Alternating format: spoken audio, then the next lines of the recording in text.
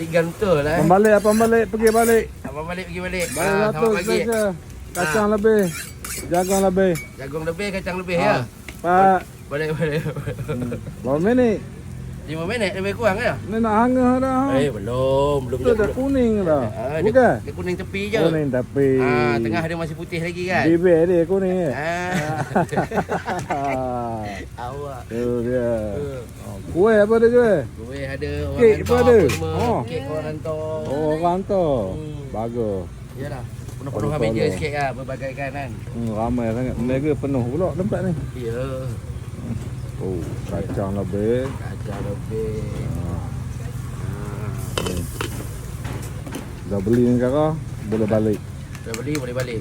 Abang balik pergi balik. Akan balik, pergi balik. Jago buat sendiri je? Tak, jagung kawan pakai tin naik ni. Ingat ambil jago pinggir tu. Tidak. Ya? Tidak. Boleh? Kawan ayam pun jual awak. Oh, tengok. Cak ayam. Cak ayam. Tuai, cak ayam je. Cak ayam. Jagung cak ayam lah. Okey. Oh, padu ni. Tengok. Jago lebih. Isi. Mojo dia tak jual satu tu. Jangan. Oi. Makan jagung. Awal bagi abang balik ni. Boleh, tapi RM10 dah harga. Ada agak keras sikit lah ya. Lah sikit. Ada naik lah. Naik dia kata. Ramai orang jual makanan lagi. Belum. Dia orang beraya lagi ni. Bahaya. Puasa. Puasa nak. Dia orang masih beraya lagi. Dah. Dapat dah.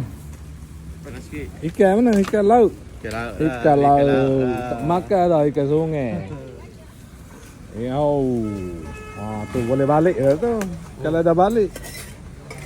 Abang balik, pergi balik. Kau eja api sikit lagi. Eja. Jangan tak eja.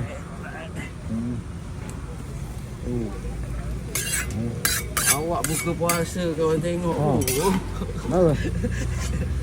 Nora belanja apa? Ya Kita mana yang ada duit bah. Orang ajak. Itulah rezeki. Orang ajak ada je. Orang asli awak ligan juga. Ada orang asli. Nak? Boleh ya? Boleh. Janganlah. Janganlah ya. Marah tu Gaya je senyum. Gaya je senyum.